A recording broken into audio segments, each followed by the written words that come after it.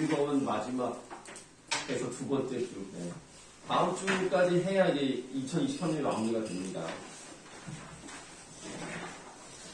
벌써 시간이 이렇게 됐어요. 1년이 이렇게 빨리 지나갑니다. 날씨가 계속 추워요. 자, 숙제부터 한번 맞춰보도록 할게요. 우리가 5회 부분에서 1번부터 10번까지, 그리고 뒤에 문학 25번에 30번, 이렇게 풀어오라고 말씀을 드렸어요. 생각보다는 잘 하셨고요. 그럼에도 불구하고 좀 틀린 부분에 대해서 설명을 드리도록 하겠습니다. 모든 것을 다 읽으면 시간이 오래 걸리니까 필요한 부분만 읽어보면서 가도록 하는데 1번에서 6번에 해당하는 이 문제는 그렇게 어렵지는 않습니다. 그래서 뭐 하나하나 깊이 있게 분석하고 이럴 필요는 없어요. 굉장히 친절한 그런 본문이라고 보시면 되겠죠. 일단 뭐 가문단을 보시면은 뭐 어떤 단계가 나옵니다. 그렇죠? 단계가 뚝뚝 나오고 첫 번째, 두 번째, 세 번째 단계 나왔고 남문단도 보시면은 온라인 환경에서 어떻게 의사결정을 하는가가 첫째, 둘째, 셋째 이렇게 표지가 잘 나와 있기 때문에 여러분들 정도의 실력자라면 이 정도 것들은 그냥 싹싹싹 금방금방 할 수 있다. 그런데 우리가 좀 어디를 보실 거냐면 가문단에서 세 번째 문단에 있는 두 번째 단계는 이라고 되어 있는 부분이 있죠. 그 세 번째 문단에서도 하나, 둘, 셋, 넷, 다섯, 여섯, 일곱, 여덟 번째 줄부터 한번 보도록 할게요. 여덟 번째 줄을 보시면 외부 탐색은 이렇게 시작하는 문장이 있습니다. 거기 한번 그냥 가볍게 읽어보겠습니다. 외부 탐색은 정보 탐색의 목적에 따라 소비자가 구매 필요성을 인식하고 구매 결정을 내리기 위해 그 제품과 관련된 정보를 탐색하는 구매 전 탐색과 뭐 이런 게 있네요. 외부 탐색에는 일단 첫 번째 구매 전 탐색이 있습니다. 이거를 안 한 사람은 없죠. 아무리 쇼핑을 귀찮아하는 사람이라도 한 번쯤은 봐야 뭘 살 건지를 알 수 있잖아. 그 다음에 요거 말고도 구매 욕구와 상관없이 그 제품에 대한 평소의 관심 때문에 관련 정보를 꾸준히 탐색하기 위한 지속적 탐색으로 나눌 수가 있겠습니다. 그러니까 선생님 같은 경우는 뭐 남자기도 하고 쇼핑에 별로 관심이 없어서 지속적 탐색이라는 것은 내 인생에 존재하지 않아요. 그냥 필요하면 그냥 뭐가 없어. 그럼 사야지 하고 그때 좀 알아보지 꾸준히 알아보는 경우는 없습니다만 우리 아내만 보더라도 계속 쿠팡에서 뭘 보고 있어요. 그래서 요게 가격이 어느 정도구나. 그리고 이 가격이 좀 내려갔다? 그러면 사봐야 되겠다 이런 생각을 하더라고. 그래서 이렇게 외부 탐색은 두 가지로 나눌 수 있다라고 되어 있습니다. 자, 요 부분을 이제 봤기 때문에 그냥 가볍게 또 하나 문제를 좀 보도록 할 건데요.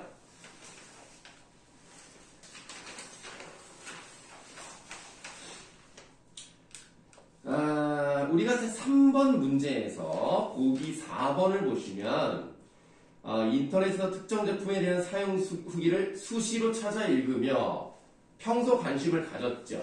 그럼 이건 당연히 지속적 탐색에 해당이 되겠죠. 그럼 3번에 4번은 답이 아니다. 요 정도 해결했네요. 자, 다시 이제 본문 한번 돌아오셔서 이번에는 가문단의 네 번째 문단인 세 번째 단계는 이렇게 시작하는 부분을 이제 보도록 할 건데 대안평가라는 게 나와 있습니다. 또 대안평가도요. 두 가지가 또 있어요. 네 번째 줄을 보시면은 보완적 상표 평가 방식 요게 하나가 있고요. 그래서 이것 좀 읽어보면 보완적 상표 평가 방식은 각 상표에 대한 한 속성에서의 낮은 평가를 다른 속성에서의 높은 평가가 보완하는 방식으로 전체적인 평가가 이루어집니다.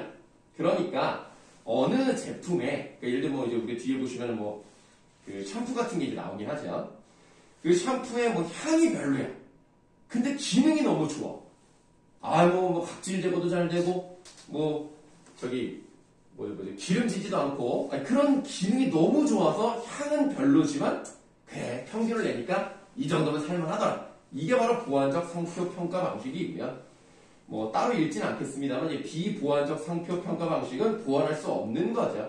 그래서 네 가지가 있다면 네 가지 속성을 다 고려하는 것이 아니라 그 중에 두 개만 생각해서 그걸로만 이제 사는 그런 걸 이제 비보완적 상표 평가 방식이다라고 말할 수가 있습니다. 그런데 이 비보완적 상표 평가 방식에는 거기 이제 A부터 D까지 4가지가 또 나와 있어요. 계속 지금 가지를 치면서 가고 있기 때문에 문제를 이제 본문을 보기에는 그렇게 어렵지는 않은 건데요. 자, 일단은 비보완적 상표 평가 방식의 첫 번째 사전 편집식이 있는데 요거는 일단 우리가 문제 푸는 거랑 관련없어 넘어가시고 두 번째가 순차 제거식이에요. 요거는 좀 한번 읽어보도록 하겠습니다. 자, 순차 제거식은 속성의 최소 수용 기준을 설정하고 그러니까 적어도 몇 점은 돼야 돼.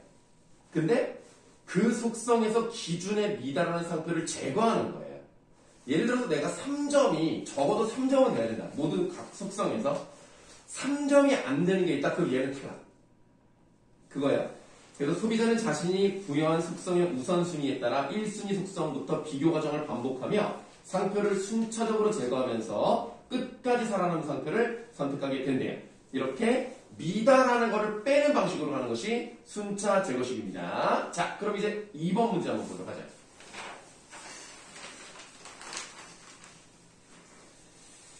자, 2번 문제 보시면은 솔직히 이렇게까지 샴푸를 사는 사람이 있을까 싶을 정도로 그냥 샴푸는 마트 가가지고 그냥 가격 좀 싸고 그런 거 사는 거 아닌가?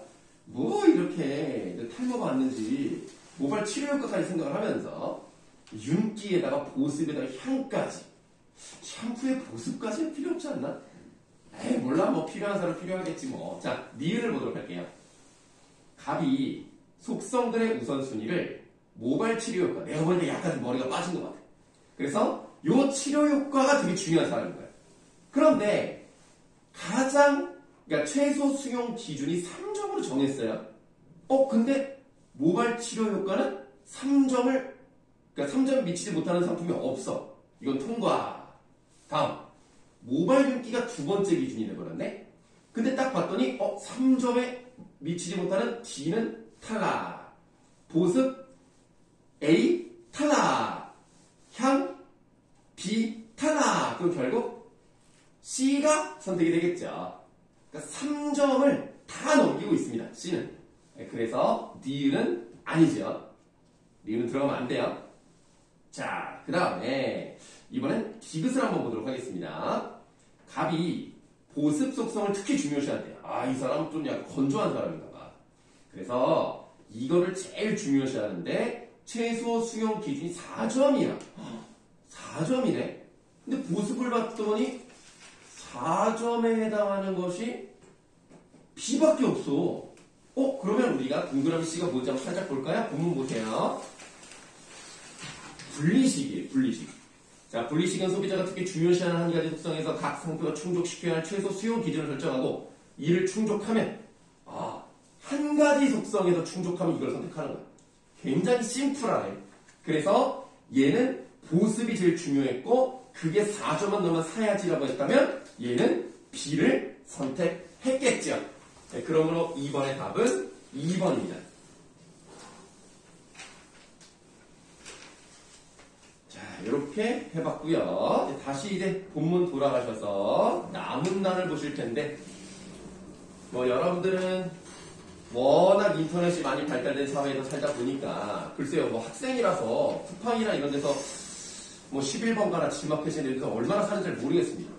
근데 이제 우리 아내는 이제 살림도 해야 되고 먹을 것도 사야 되니까 진짜 쿠팡을 많이 이용하는데 옛날에 그러니까 내가 너희 나이였을 때는 온라인 쇼핑이라는 것 자체가 아마 없지 않았을까 싶은데 선생님 기억으로는 대학교 때 내가 산 것도 아니고 이제 그 당시 여자친구죠.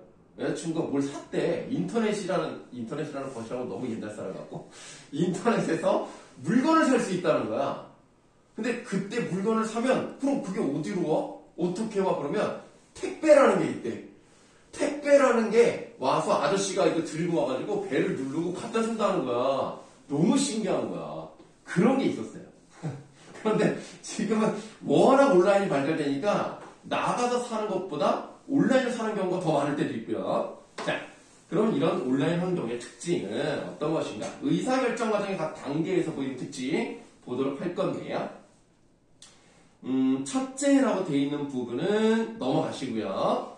둘째라고 되어 있는 부분을 이제 보도록 할 건데요. 둘째에서 그냥 세 번째 줄부터 볼게요. 온라인 환경에서 여기부터 보겠습니다. 온라인 환경에서 소비자는 구매하고자 하는 대상에 대한 의도적인 정보 탐색이 오프라인보다 활발하대요. 그렇겠지. 상식적으로 오프라인에서 내가 신발을 보려면 뭐 부평 지하상가를 가야 될 거 아니야. 가서 밑에를 계속 돌아다니면서 봐야 되니까 시간 많이 걸리지. 교통비 들지. 몸 피곤하지. 이러니까 알아보는 게 많을 수가 없어요. 근데 온라인은 어때요? 앉아서 요것만 누르면 되니까 물론 시간이 안 드는 건 아니지만 노력이 덜 들죠. 돈이 덜 들죠. 그러니까 아무래도 오프라인보다는 온라인에서 더 활발하게 활동할 수 있죠. 자, 또 읽어보겠습니다. 자, 많은 정보가 온라인상에 존재한다는 사실을 알기 때문에 자신이 가지고 있는 정보가 충분치 않다고 생각하며 정보 탐색에 드는 물리적인 노력은 적으므로 다양한 정보 원천을 사용하여 여러 정보를 검색하려 합니다. 그렇죠. 너무나 당연한 얘기가 나와 있습니다. 자, 그 다음에 바로 또 넘어가셔서 셋째라고 되어 있는 부분으로 갈게요. 자, 온라인 환경은 정보의 검색과 저장이 용이하여 대안을 평가할 때 일반적으로 오프라인보다 많은 제품이 구매를 고려하게 되는 대안 상표군에 포함될 가능성이 높습니다. 그러니까 여러분들 온라인 쇼핑을 해보셨다면 장바구니에 담는 게 있잖아요. 그러니까 바로 사는 게 아니라 담아놓으면 그것만 가지고도 비교하는 또 그런 사이트도 있고요. 그래서 우리가 편안하게 할 수 있기 때문에 여러 가지를 다 집어넣기 때문에 오프라인보다 대안상표군에 포함될 가능성 훨씬 높다라고 보시면 되겠습니다. 자, 요 정도 읽었으면 나머지 다 해결해 볼 수 있겠어요? 그냥 1번부터 다 불러드립니다. 1번에 1번. 아까 2번에 2번이라고 말씀드렸고 3번의 답은 이제 2번이 되는 거죠. 보완적 상표평가 방식은 상세가 되는 것입니다. 3번의 답 2번이었고 4번에 보기 3번부터 보시면 정보 탐색에 들여야 하는 물리적 노력이 적어요. 당연하죠. 소비자는 구매하려는 대상에 대한 정보 탐색을 더 활발히 하게 된다. 맞죠? 3번은 답이 아니고요. 답은 5번입니다. 자, 그 다음에 5번의 답은 4번이고요. 6번의 답은 5번입니다. 자, 6번의 5번은요. 비밀이나 정보 따위가 밖으로 새어나간다. 이 뜻의 단어는 누출입니다. 누출. 그다음에 정보가 누출됐다. 이렇게 얘기하는 거죠. 노출이라는 것은 겉으로 드러낸다. 드러났다. 이런 의미를 갖고 있습니다. 그래서 6번에 5번이 답이 되겠습니다. 네, 사실 이 문제는 좀 쉬웠다라고 말씀을 드리고 1번에서 6번에 해당하는 거는 한 11분 정도를 드렸고 7번에서 10번에 해당하는 건 13분 정도를 드렸단 말이에요. 지금 시간은 비슷하게 들었다고 볼 수가 있는데 이 1번부터 6번까지 6문제고 7번부터 10번까지는 4문제밖에 안 돼. 그리고 더 짧아. 그런데도 시간을 이렇게 많이 줬다는 것은 나는 생각보다는 좀 어려웠지 않느냐. 근데 상당히 잘했어요. 난 그래서 나만 어려웠나? 아니 나만 어려웠나? 라는 생각이 좀 들면서 여러분들이 시간까지는 이제 안 보내는 학생도 있어가지고 정확히 얼마나 걸렸는지 모르겠어요. 그러나 요 정도를 잘했다는 것은 어느 정도의 실력은 가지고 있다고 보는데 그럼에도 불구하고 또 설명할 게 있으니까 두 번째 문단부터 한번 보도록 하겠습니다. 이거는 여러분들 국어라는 거 그렇잖아요. 독서는 내가 이거를 시험을 보는 사람이 아닌 거야. 그러니까 여러분들이 어떤 인문학이라든가 철학에 대해서 공부를 해가지고 그거를 내신처럼 공부해서 시험을 보는 게 아니기 때문에 그냥 이해가 안 돼도 그냥 갖다 맞추기만 하면 돼요. 어차피 독서는 여러분들이 문제를 맞추는 능력이 중요한 거지 이 내용을 완전히 이해할 필요는 없는 겁니다. 특히 이 지문이 그렇습니다. 그래서 여러분들이 이렇게 하셔야 시간을 아낄 수 있기 때문에 너무 깊이 들어가려고 하면 안 돼요. 어려우면 그냥 겉핥기 식으로 문제를 풀 수 있는 능력도 필요합니다. 안 그러면 진짜 수능 때 큰일 나요. 붙잡고 있다가는 그냥 나락이야. 그냥 알겠지? 이번에 여러분들 모의고사 얼마 전에 보셨잖아요. 어떻게 잘 봤는지는 모르겠습니다만 그냥 내 생각으로는 조금 어렵지 않았나 싶은데 어떻게 괜찮았어요? 역시 아니었어요? 조금 어려웠던 것 같더라고요. 그래서 학생들이 좀 힘들었겠다라는 생각이 들만 했는데 어쨌든 시간이 좀 부족했을 수도 있고요. 아마 잘 풀리진 않았을 것 같아요. 그래서 뭐 이번 경험을 좋은 경험으로 삼고 다음에 잘하시면 되니까 이 너무 하나 붙잡고 있으면 안 된다는 거 꼭 마음속에 명심하시고 그냥 여차하면 그냥 넘어갈 수도 있다는 생각을 하셔야 돼요. 그리고 과감성을 좀 키우는 것도 필요합니다. 자, 두 번째 문제 한번 써보도록 하겠습니다. 솔직히 선생님이 뭐 이거에 대한 설명을 하고 나도 이제 문제를 풀어봤지만 아직까지도 사실은 정확하게 뭔 소리인지는 잘 모르겠어. 그냥 나와 있는 것만 갖다가 그냥 붙여넣기만 하면 답은 나오니까 그냥 문제를 풀었던 거지. 너무 어렵더라고. 우리 저 야경이 형이 너무 깊이 들어가겠어. 자, 두 번째 문단을 보시면은 성이 기호라는 정약용의 성기호설. 자, 성은 기호다. 그러니까 뭔가 좋고 나쁨 뭐 이런 거랑 관련되어 있는 거죠. 얘는요, 이 성기호설은요, 밑줄 좀 해볼게요. 성을 실체로 보는 성리학의 입장에 대한 비판을 담고 있대요. 그러면 자, 성리학이라는 것은 우리가 이제 보통 뭐 옛날에 뭐 조선시대 때 양반 사대부들이 공부했던 뭐 그런 것들이라 이 정도만 알고 있으면 되는 것이고, 성리학은 성을 실체로 봤대요. 근데 이거를 정면 반박한 사람이 정약용이다. 정약용은 여기다 한번 써보도록 할게요. 네, 서로 이제 달라요. 자, 그럼 정약용의 생각은 무엇인가? 또 밑줄 한번 쭉 이어서 하겠습니다. 정약용은 성은 그 자체로서 실체일 수 없으며 마음이라는 실체의 속성으로서 기호일 뿐이다. 좀 어려워졌어. 자, 성은 실체가 아니다. 얘는 뭐다? 기호다. 요거예요. 그러니까 성격이 다르죠, 지금. 생각이 완전 달라요. 인간의 마음은 선을 좋아하고 악을 싫어하는데 그것이 바로 인간 마음의 본성이라는 것이다.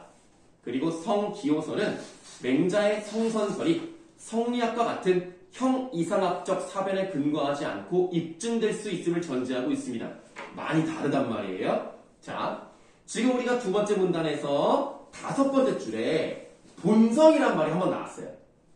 이 본성이란 말이 여기 말고는 안 나오는 것 같아요. 그냥 성 이렇게만 나오고 본성이란 말은 여기 하나 나오는 것 같은데 이 본성이 바로 성입니다. 성이 본성이에요. 그게 성이 본성이다 라고 말하진 않지만 문맥상 성이 본성과 같은 겁니다. 자, 그리고 우리가 성선설 같은 거는 성리학 같은 거는 어떻게 하냐면 형이상학적 사변, 즉 머릿속으로 철학적으로만 그려내는 방식으로 얘기를 해요. 이게 형이상학이죠. 그렇게 생각만 하고 철학적으로 접근하는 것만이 되는 것이 아니고 정약용은 뭐라고 생각했냐? 밑줄. 정약용은 경험적 사실을 통해 성이 선을 좋아한다라는 주장을 논증했다. 경험적이야. 얘는 이제 형이상학적이죠. 여기도 다른 거예요. 그러니까 경험적이라는 것은 우리가 머릿속으로 생각하지 않더라도 실제 눈앞에 펼쳐지는 모습을 통해서 경험한 것을 바탕으로 얘기하는 거죠. 그래서 여러분들 서양 철학도 좀 다르잖아요. 선험적인 게 있는 거고 경험적인 게 있는 거잖아요. 그러니까 선험적이라는 것은 내가 경험하기 이전에 이미 이성을 통해서 알고 있는 것을 바탕으로 얘기를 하는 것이고, 경험이라는 것은 내가 직접 경험하지 않았는데 우리가 무엇을 알 수 있느냐, 우리가 직접 경험해야 알 수 있는 것이다 라는 것과 좀 비슷한 느낌으로 간다고 생각하시면 되겠습니다. 여기도 지금 차이점이 크다 라고 이제 볼 수가 있고요. 그래서 뭐 그는 두 가지 경험적 사실을 제시하는데요. 하나는 현재 징험입니다. 이것도 참 어려운 말이 나왔는데, 징험이란 말은 여러분들 고전 소설에서도 잘 나와요. 그러니까 징험이란 말은 알아두면 좋은데 징조를 경험한다 뭐 이런 뜻이에요. 징조를 경험한다. 그래서 눈앞에 펼쳐지는 어떤 모습이 있잖아요. 그거를 경험했다. 그냥 이 정도 느낌으로 봐도 크게 문제는 없습니다. 근데 현재 경험이라고 하면 더 좋을 텐데 좀 어려운 말을 쓰더라고요. 이렇게 징험. 자, 현재 징험이고 다른 하나는 최종 결과로 나타나는 효과입니다. 일상에서 사람들이 자신이 선하다고 말한다는 것을 들으면 좋아하고 악하다고 말을 들으면 부끄러워하는 것은 현재 징험입니다. 내가 지금 어떤 말을 듣고 뭐 기분이 좀 부끄럽다, 기분이 좋다 이게 징음이고요. 또한 벼가 물을 좋아하고 기장이 건조함을 좋아하는데 벼와 기장이 그 좋아하는 바를 얻어 곧 싹트고 자라 번져가는 것은 최종 결과로 나타나는 효과입니다. 그러니까 이제 사람이 너 착하다, 기분 좋아, 그럼 현재 징음이고 그래서 그런 성격을 계속 좋아하면서 키우고 나가서 어떤 인격이 만들어졌다? 그게 최종 결과 효과. 이 정도로 보시면 될 것 같아요. 여기 두 번째 문단은 그렇게 어렵진 않습니다. 근데 세 번째부터 굉장히 복잡해져요. 성리학에서 성과 심은 각각 미와 기로 정의가 된대요. 자, 그러니까 아까 그랬죠? 성리학에서 성은 뭘로 정의가 됩니까? 얘는 미예요. 미. 그리고 심은 뭡니까? 얘는 기로 정의가 됐어요. 그래서 성미. 그러니까 성리학이죠. 성은 미고 심은 기다. 심기. 자, 그래서 성이 심보다 중심이에요. 뭐 이름부터가 심기학이 아니니까 당연히 요게 더 중심이고. 요게 중심이에요. 성리학은 성이 중심입니다. 그런데 정약용은 성과 심의 미성을 바꿔놓는다. 이 말만 보더라도 그럼 정약용은 심이 더 중요한 거다 라고 할 수가 있겠죠.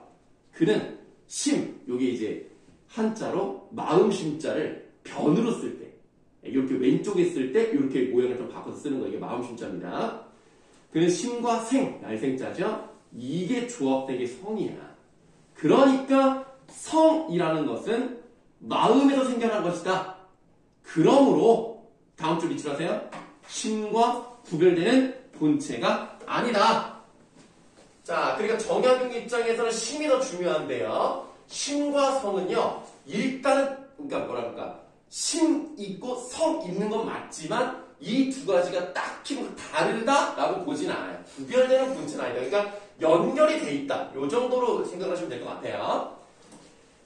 그리고 그는 마음을 의미하는 심이 인간만이 지닌 영체래. 아이고 여기도 중요했다. 밑줄 해야 되겠다. 심이 인간만이 지닌 영체.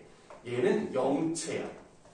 근데 이거는 인간만 가지고 있으니까 동물은 없어. 동물은 영체가 없는 거야. 그럼 영체는 뭐야? 밝은 지각 능력을 지니면서 신묘하게 작용하는 본체야. 아이고 어려워. 일단 지각 능력이 있어요. 뭔가를 알고 깨닫고 인지하고 뭐 이런 지각 능력도 있고 본체란 말이 나왔으니까 이렇게 한번 써볼게요. 심이 이렇게 좀 중요합니다. 성은 실체 아니고 심이 영체고 영체는 인간만 갖고 발음이 안 되네요. 가지고 있을 수 있고 지각 능력을 가지고 있는 게 바로 심, 영체라고 보시면 되겠습니다. 그는 영체를 심과 동일한 의미로 사용되기로 했대요. 그러면 정약용 입장에서 영체랑 심은 그냥 같은 거라고 봐도 무방해. 그런데 이것은 심은 지각 능력이지만 또 한 번 나왔죠. 지각 능력 맞아요. 선과 악에 대한 기호까지 의미하는 것으로는 보지 않는 그게 바로 뭐야? 성리학의 생각인 거예요. 자, 그러면 지금 정약용도 지각 능력으로 받고 성리학에서 심을 지각 능력으로 본 거는 맞아. 요거는 똑같아. 근데 지각 능력으로는 보지만 기호는 아니다. 얘는 이거 기호는 아니다. 요렇게 보는 게 성리학이죠. 얘는 기호로 어디 갔어? 얘는 성을 기호로 받고 얘는 심은 기호는 아니다. 이렇게 이제 보는 건데 그거를 따르려고 하지 않는다. 요렇게 보시면 되겠습니다. 여기가 좀 어려웠어요. 그럼 우리가 좀 헷갈릴 수 있기 때문에 문제를 좀 해결하고 다시 돌아오도록 하겠습니다. 일단 7번의 답 3번 8번 한번 볼까요? 8번 기억이 뭐죠? 기억은 아직 하면 안 되겠죠. 8번 이따 할게요. 그러면 9번 보시겠습니다. 1번을 보시면 A에서는 B에서와 달리, 다시 말하면 성리학에서는 정약용의 생각과는 달리 인간의 본성 그 자체가 실체일 수 있다고 보았다. 맞죠? 답은 1번. 보기 3번 보시겠습니다. A에서는 B에서와 달리 맹자의 성선설이 경험적 사실에 의해 입증된다. 경험적 사실에 대해서는 어디서 나왔죠? 정약용 쪽에서 나왔죠? 3번은 답일 수가 없어요. 10번도 좀 해결해 볼게요.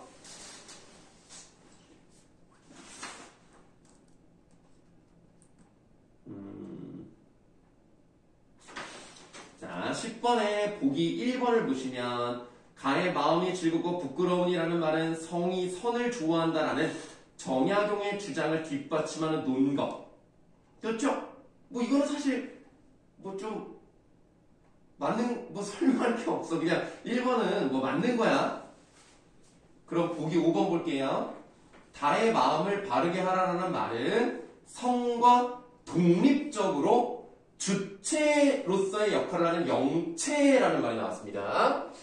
영체는 심이죠. 동일한 의미로 사용되기도 했으니까 영체는 심이고 심과 성은 구별된다고 보기도 어려워. 연결되어 있다고 말씀드렸어. 그러니까 여기서는 성과 독립적으로 주체로서의 역할을 한다. 독립적으로 아니죠. 5번이 틀렸습니다. 자, 그럼 이제 8번 문제만 해결하면 되니까 이제 마지막 문단으로 가도록 하겠습니다.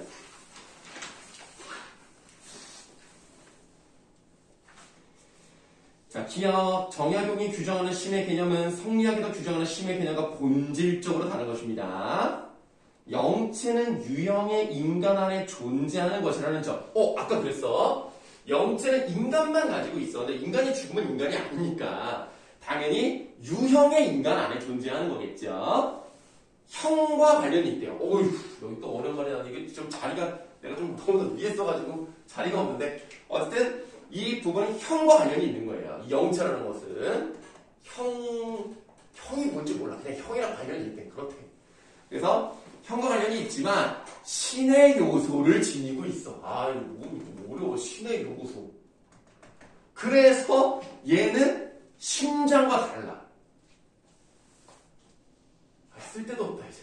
그냥 안 쓸게. 자, 심장과는 달라.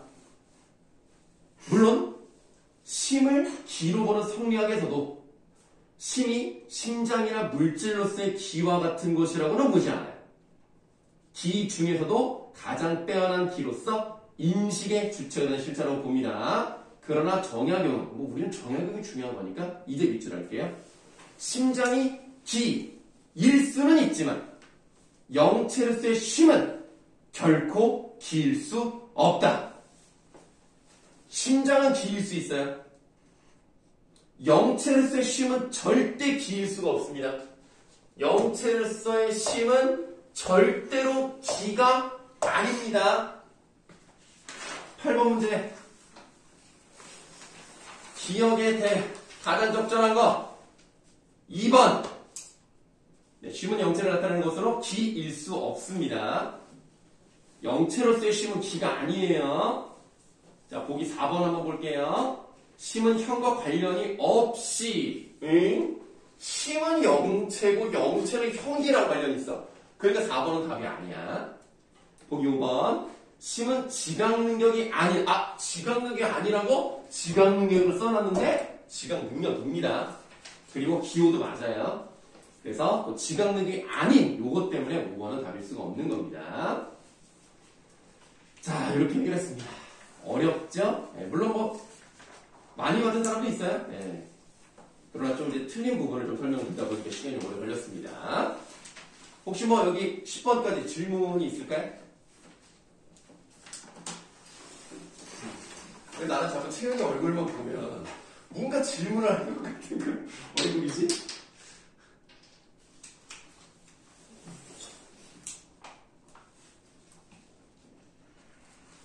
이번 주는 좀 따뜻해진대. 여러분들 그 1년 동안 어떻게 잘 사셨는지 모르겠습니다. 오늘 밤에 결정이 나죠.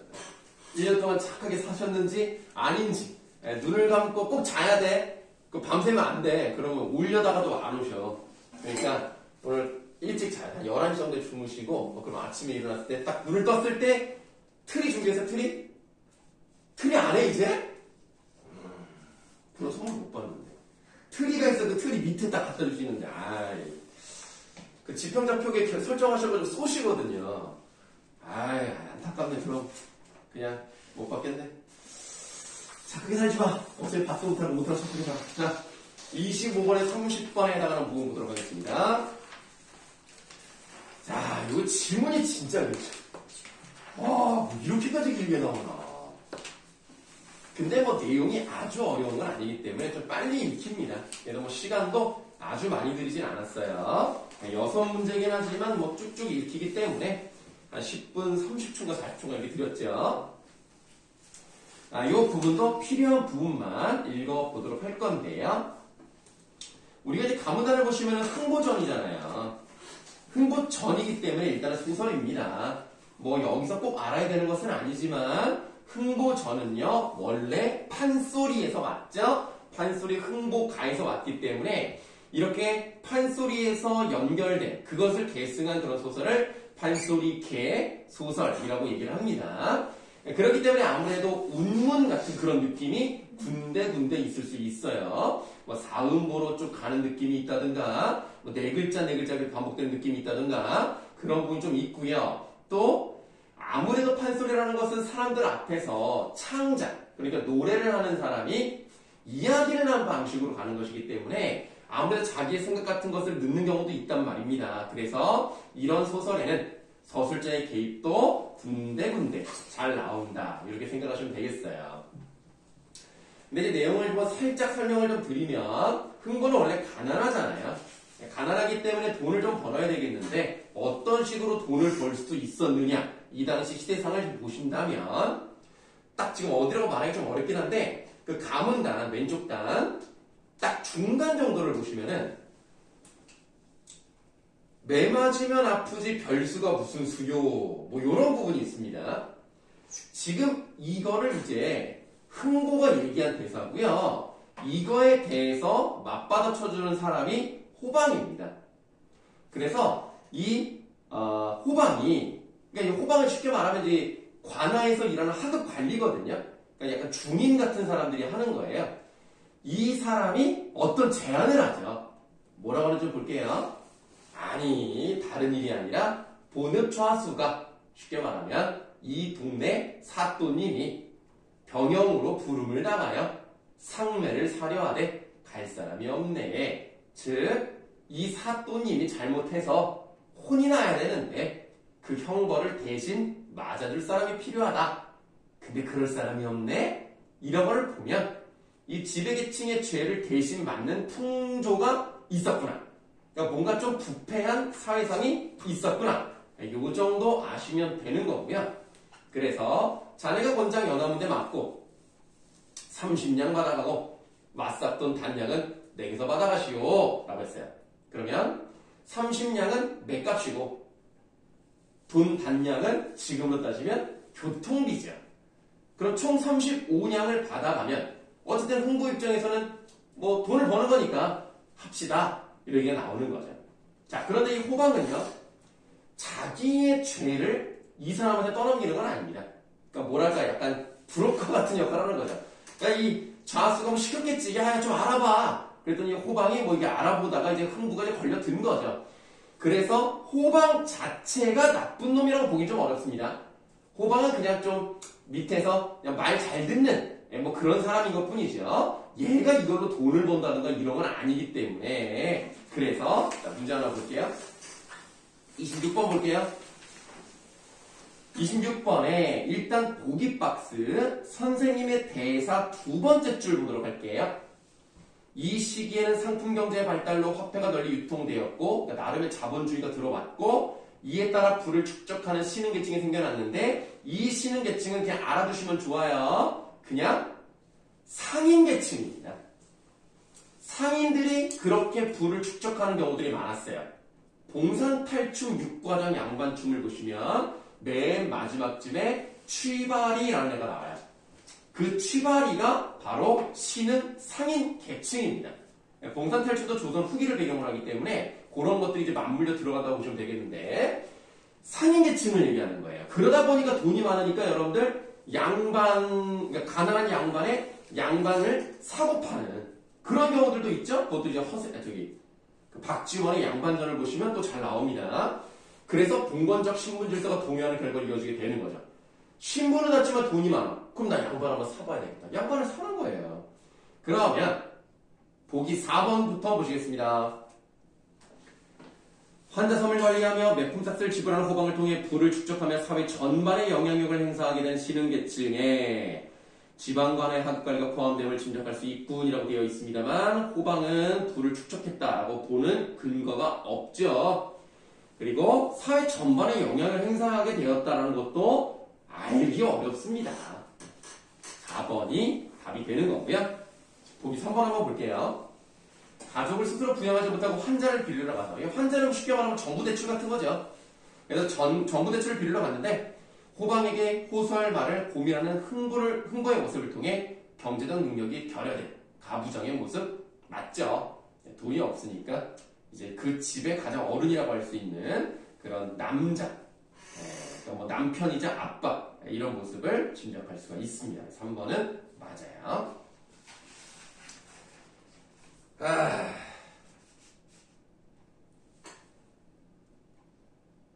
갑자기 순간 대출하니까 대출이 생각이 나가지고 순간 좀 마음이 안 좋아졌어요. 선생님들 전세 산단 말이에요. 전세를 사는데 전세 그 세입자는 집주인이랑 사이가 좋을 수가 없어요. 왜냐면 예를 들면 보일러 같은 거는 원래 아파트 시설물이기 때문에 무조건 집주인이 고쳐줘야 됩니다. 근데 내가 고장 낸 건 아니잖아. 아니 보일러가 수명이 있잖아. 길어야 15년 보거든요. 그럼 고쳐야 돼. 뭐 10년부터 이제 고장 나기 시작해. 그럼 당연히 기계니까 고장이 나지. 근데 고장이 난 게 뭐 내가 일부러 고장낸 것도 아니고 보일러를 그럼 고장나지 말라고 내가 안 틀어야 되는 건 아니잖아. 추워 죽겠는데. 그럼 고장이 나면 또 전화를 하면 또 안 좋아해. 자기 돈이 몇십만 원 나가니까. 내 잘못을 하는데 내가 미안한 거 있잖아. 이런 게 참 세입자의 서러움이다. 하지만 여러분들 일단 부동산 같은 거는 여러분들이 스스로 공부를 많이 하셔서 법을 좀 아셔야 돼요. 여러분들만이죠. 계약이라는 게 보통 전세계약 2년 합니다. 그럼 예를 들어서 뭐 12월 31일이 만기일이야. 이제 요 날까지만 살아야 돼. 그러면 어떻게 해야 되느냐? 요 앞에 6에서 2개월 전에, 그러니까 6월 31일부터 10월 31일 그 사이에 뭐 우리는 전세금 올리겠습니다. 아니면 나가겠습니다. 뭐 이런 식의 통지를 해야 돼요. 이 안에 통지를 하지 않고 넘어가 버렸다. 그래서 예를 들면 뭐 11월 1일이 되었다. 그러면 요 기간이 넘어갔잖아요. 양측에서 세입자든 집주인이든 아무 말도 안 했잖아요. 그러면 그거를 서로 말을 하지 않았다 해도 묵시적이라고 하고요. 그러면 자동으로 연장이 됩니다. 그걸 묵시적 갱신이라고 해요. 요거는 세입자든 집주인이든 누가 유리한지 모르겠지만 이때 말을 했어야 되는데 말을 안 하고 깜빡한 사람이 손해를 볼 수밖에 없어요. 나는 알고 있었지. 내가 미리 얘기할 필요가 없잖아. 그럼 분명히 전세금 올릴 거 아니야. 그래서 가만히 있었어요. 가만히 있다가 내가 이때는 아니야. 난 더 뒤야. 근데 어쨌든 만기일 1개월 전에 갑자기 전화가 온 거야. 나 전세금 올릴 거라고. 전세금 뒷담화에 올려. 현 전세금의 23%를 올려. 너무 많이 올리는 거 아니냐? 야, 갑자기 돈이 어디서 나냐? 말도 너무 늦게 전화해가지고. 그래서 올려야 된다는 거야. 그래서 내가 답답했지, 속으로. 아무것도 모르는구나, 이 사람은. 차근차근 독서지문 설명하듯이 설명을 했어요. 혹시 묵시적 갱신이라고 들어보셨어요? 지금 요 기간 안에 말씀 안 하셔서 저희는 당연히 그냥 자동 연장되는 걸로 알고 있었는데요. 그랬더니 무슨 소리냐? 그런 게 어딨니? 아직 계약기간이 남았는데 무슨 소리냐? 그래서 계약 기간은 남아있지만 그럼 따지면 만기 뭐 이틀 전에 올려주세요. 뭐 올릴 수는 없잖아요. 몇 천만 원이 어디서 나와 갑자기. 아, 그럼 그것도 가능하다는 거예요? 그랬더니 아, 그건 아니지만 내가 그렇게까지 늦게 말하진 않았다. 아니, 난 모르겠고 올려라. 그랬더니 저한테 말씀하지 마시고 그럼 부동산에 전화해서 제가 말한 게 맞는지 아닌지 확인하고 다시 전화 달라고. 그랬더니 자기가 뭐 부동산에다 뭐 알아봤대. 어디서 알아보셨더니 뭐 아는데 알아봤대. 그럼 다시 한번 알아보시라고 하니까 자기도 이제 막 급하니까 이제 원래 우리 계약했던 부동산 있잖아요. 거기다 전화했나 봐. 그랬더니 그 부동산 사람한테도 그러고 나한테도 그러고 뭐라 그러냐면 그렇게 말도 안 하고 비밀로 숨겨놓고 있다가 와 진짜 너무 섭섭하다는 거야. 아니 어떻게 그렇게 말도 안 하고 혼자 그렇게 막 이렇게 꽁쳐놓는다고 말은 안 했지만 그런 식으로 막 그냥 꽁꽁 싸매고 있다가 말도 안 하냐고 섭섭하다고 막 그러는데 아니 계약이 장난도 아니고 감정도 아니고 계약은 계약대로 하는데 자기가 잊어버리고 안 하고 그러는데 누구 탓을 해. 그래가지고 뭐 그냥 잘 살게 됐어요. 그냥 올리지도 않고 자동으로 그냥 2년이 더 잘 살게 되었습니다. 그래서 이게 법이 여러분들 2020년에 바뀐 거예요. 원래는 1개월 전이었어요. 1개월 전이면 되게 촉박하거든요. 왜냐면 1개월 안에 집을 알아봐야 되나. 알아보는 것도 시간이 오래 걸리는데 대출이 은행 대출이 있다? 그럼 또 은행 대출도 심사도 받아야 되기 때문에 굉장히 촉박해요. 그래서 시간을 2개월로 늘렸기 때문에 사실 2개월은 좀 더 있었으면 좋겠지만 어쨌든 그 전보다 많이 좋아졌고 그리고 이런 경우가 바로 세입자를 위한 법인 거죠. 네. 그리고 이렇게 되면 이제 2년까지는 무조건 내가 살 수 있어. 내가 유리해. 그리고 나갈 때도 내가 유리해. 3개월, 나가기 3개월 전만 말하면 나는 언제든지 나갈 수 있어. 그래서 이 법은 참 좋은 법이구나. 여러분들 법을 모르면 이렇게 되는 거예요. 그러니까 공부를 하셔야 돼요. 부동산이든 뭐든 인생은 실전입니다. 네, 연습이 없어. 그러니까 항상 미리 좀 공부를 해놓으셔야 여러분들에게 이득이 되는 거고 선생님이 미리 다 공부해놨거든요. 분명히 이 사람이 따지면 이렇게 다 설명을 다 알아봤단 말이에요. 열심히 알아봤단 말이에요. 그리고 여러분들 상대적으로 세입자보다는 집주인이 나이가 많은 경우가 많죠. 아마 이제 나이가 많으면 이제 돈이 더 많을 가능성이 있고 그럼 집이 뭐 2개일 수도 있고 그러면 젊은 사람들은 보통 전세를 많이 들어가는 편이고 돈이 이렇게 많지는 않으니까 그러면 어떨 때는 우리가 이제 어르신이라고 하는 그 이제 60, 70대 분들 있잖아요. 말이 안 통할 때가 있어. 막무가내라니까 그냥 막무가내. 나 몰라 그냥 올린대. 뭐 어떻게 올려 자기가. 그럴 땐 여러분들 화를 내면 안 돼요. 감정을 다스려야 돼요. 나도 막 화가 나지. 근데 거기다 대고 뭐 당신이 잘못한 거로 뭐 어쩌라고 이러면 안 돼. 차근차근 팩트로 그냥 조지면 돼요. 그러니까 그냥 있는 말만 차근차근 하면 됩니다. 괜히 감정했다가는 서로 그냥 감정의 골만 깊어지고 어차피 나 나갈 때 돈 받아야 되잖아. 괜히 어깃장 놓는 사람이 있어요. 그럴 일을 방지하기 위해서는 그냥 조용히 그래서 여러분들 그 동의의 경률과 요령의 경률을 기억할지 모르겠네. 동의의 경률은 이제 그 사람의 생각을 일칠점을 먼저 받아들이고 동의한 다음 차이점을 말하는 거고 요령의 경률은 뭔가 내가 말하거나 부탁을 할 때 좀 상대의 부담을 낮추고 상대의 이득을 높이는 그런 방식이거든요. 그런 것들이 진짜 지식으로서 얼마나 도움이 되는지는 모르겠지만 삶을 살아갈 땐 진짜 도움이 됩니다. 그래서 섭섭하다고 하니까 또 달래줘야지. 그래요. 그러실 수 있겠죠.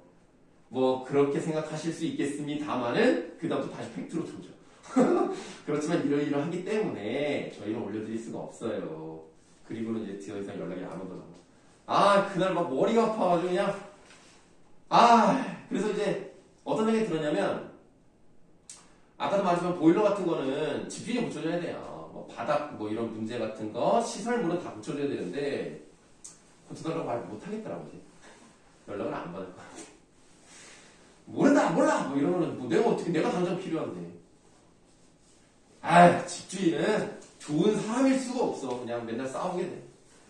그러니까 여러분들 이런 일을 방지하기 위해서는 그냥 돈을 많이 버십시오. 젊었을 때부터 돈을 많이 버시면 바로 집을 살 수 있습니다. 바로 집을 살면 세입자의 서러움을 느끼지 않을 수 있습니다. 그러니까 돈을 많이 버십시오. 그럼 돈을 많이 벌려면 공부를 좀 잘하면 돈을 많이 벌 가능성이 있어요. 그럼 공부를 잘하려면 이제 보시면 돼요. 자, 그래서 이게 26번의 답은 4번이었고요. 그 다음에 본문 다시 한번 좀 돌아가셔서 91쪽으로 한번 보세요. 91쪽에 아까 우리가 지금 읽었던 부분이 있잖아요. 뭐 본읍좌수가 병영으로 부름을 당하여 상매를 사려 하되 갈 사람이 없네. 거기서 좀 내려가시면 A로 되어 있는 부분이 있습니다. 자, 마사 돈 단량을 받았어요. 그러니까 일단은 좋죠. 5냥이라도 어떤 내가 먹고 싶은 거 먹을 수가 있어요. 그 다음 제 집으로 들어가서 이제 자기 집 들어갔어요. 자, 오른쪽 단 가시겠습니다. 오른쪽 단에서 거기 이렇게 말을 할지 흥보 안에 오는 말이 거기 말고 그 위에 그 바로 위에 배고픔을 생각하여 음식 노래 불러보자. 거기서부터 한번 볼게요. 자, 배고픔을 생각하여 음식 노래 불러보자. 무슨 반 좋던게요? 보리밥이 좋거든. 무슨 국이 좋던게요? 비지국이 좋거든. 음식을 맛있게 먹으려면 게장국에 들기로박을 따놓고 숭늉에는 고춧가루를 많이 치고 들기름을 많이 쳐. 사고면 괴곰이 먹을만하고 이런 것들은 뜻 몰라도 상관없죠. 그냥 쭉 읽어 나가시면 되는 겁니다만 어쨌든 이 괴곰이라는 것은 그 사골국 같은 것 중에서 가장 맛이 좋다는 뭐 그렇다고 뭐 그런 음식이라고 하더라고요. 사곰은 괴곰이 먹을만하고 이만큼 시장할 때는 들깨 깻먹 두어 둘레쯤 먹고 찬물 뱃사발쯤 먹었으면 든든커든 하면서 내가 먹고 싶은 이런 걸 생각하면서 배고픔을 잊어버리기 위한 노력을 하고 있기 때문에 겉으로 슬프다라고 말하진 않습니다만 슬픔이 좀 극대화되고 있는 부분이다. 이렇게 생각하시면 되겠습니다. 자기 집에서 이런 노래를 부르고 있다는 걸 확인해 볼 수가 있겠고요. 그 다음 쭉 내려가서 다음 문단의 마지막 세 줄 볼게요. 부부 앉아 탄식할 때 청사는 높이 솟아있고 온갖 꽃이 화려하고 찬란하게 피어있는 때 요렇게 보시면 우리는 이렇게 어떤 사람의 감정을 나타내기 위해서 바깥의 풍경을 그 감정과 동일하게 만드는 방식도 있지만 이렇게 반대로 하는 경우도 있죠. 부부는 탄식하고 어려움을 겪고 있는데 바깥 풍경은 너무나 좋기 때문에 이렇게 인물의 처지와 대비되는 풍경을 보여줌으로써 이 사람의 감정이 어떤지를 더 부각시키는 그런 역할도 가능합니다. 접동두견 꾀꼬리는 때를 찾아 슬피 우니 얘는 또 슬피 우니까 잠정이 같은 게 되어 있는 거고요. 니 아니 슬퍼하리.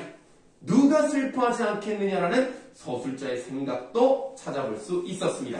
자, 그렇다면 이제 25번의 답 4번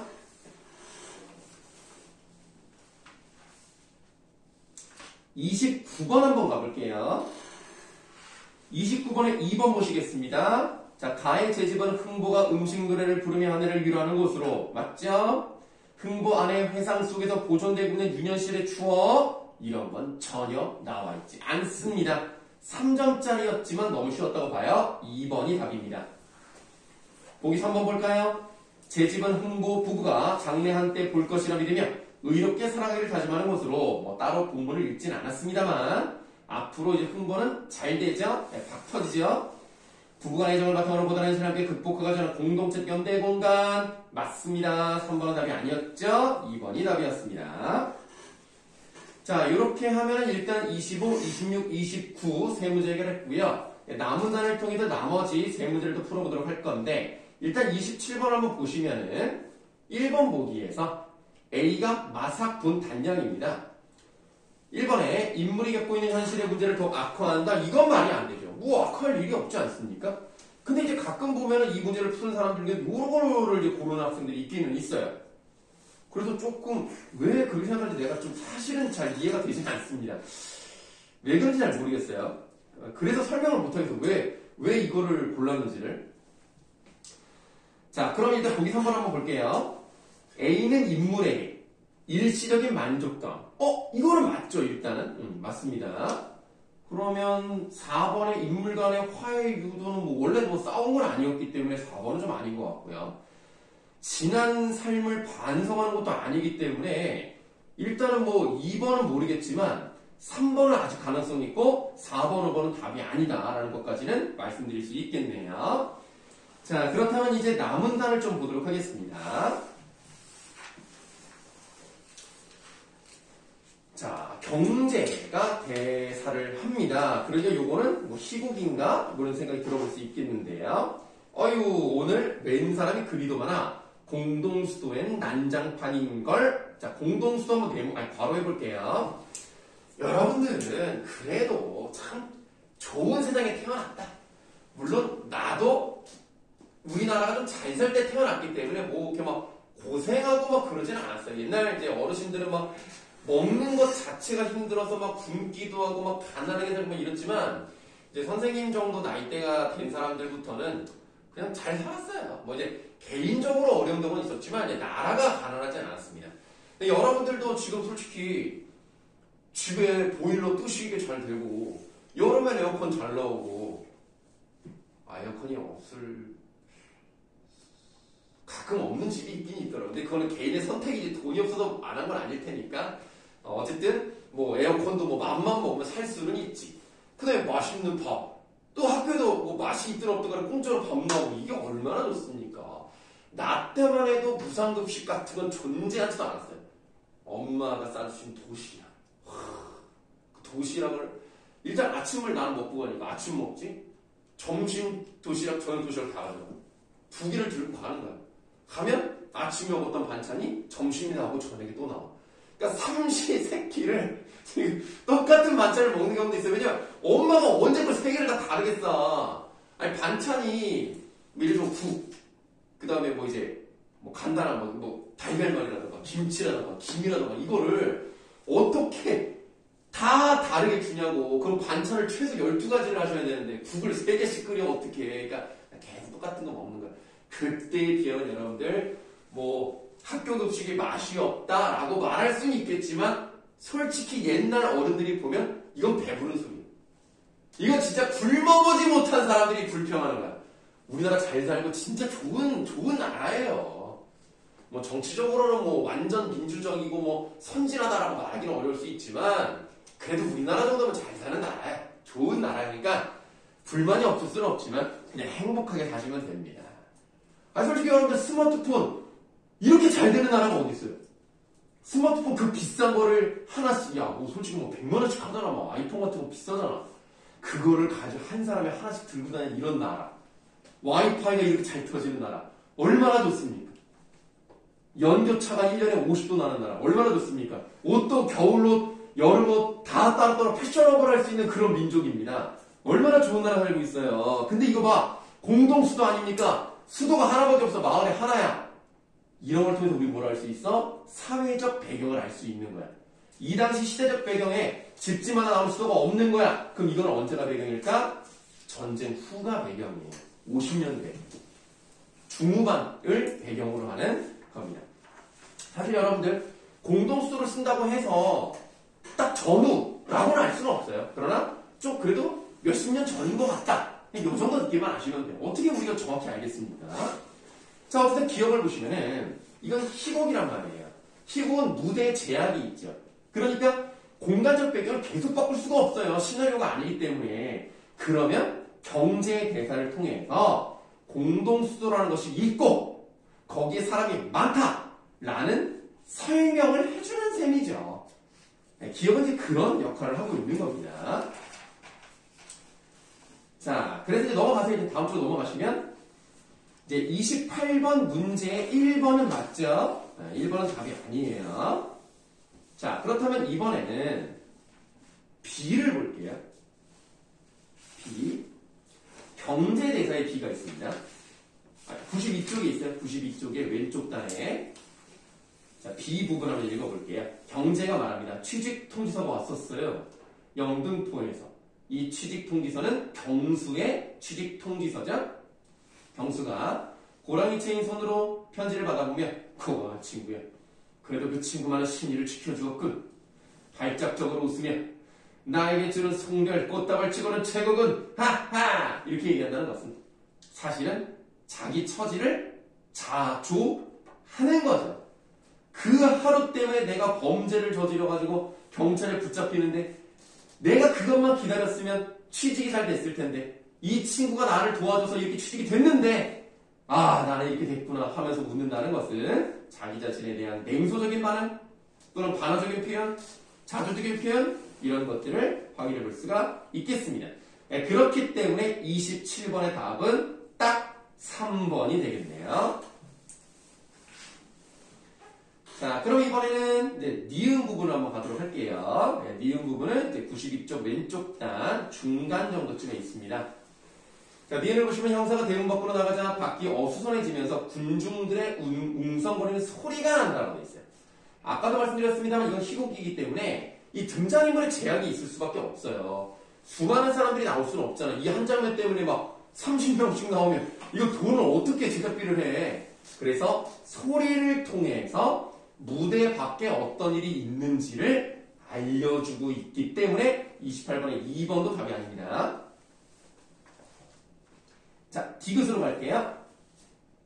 병문의 방이 불이 켜지며 발이 걸린 미닫이 문 너머로 병문의 모습이 아련히 보인다라는 것은 조명의 변화가 있는 거 맞아요. 근데 등장인물이 방으로 들어갔다, 공간을 이동했다 라는 것을 보여주는 것 뿐이지 심리 변화와 관련이 없습니다. 28번의 답은 3번입니다. 30번 하나 남았죠? 30번의 답은 5번입니다. 자, 이렇게 답을 다 맞춰봤습니다. 혹시 뭐 질문 있으실까요? 그럼 없으시면 쉬었다가 이제 문제를 한번 풀어보도록 하겠습니다. 그럼 우리가 이제 올해는 끝난 거죠? 뭐 화장은 안 했으니까 우리가 6회로 넘어가면 되죠? 아, 내가 엄매도 풀어보라고 했었나? 아, 아니지? 이거 우리가 한 거지? 시점이 안 돼 있었는데. 아, 원래 시점 아니냐? 원래 그랬나?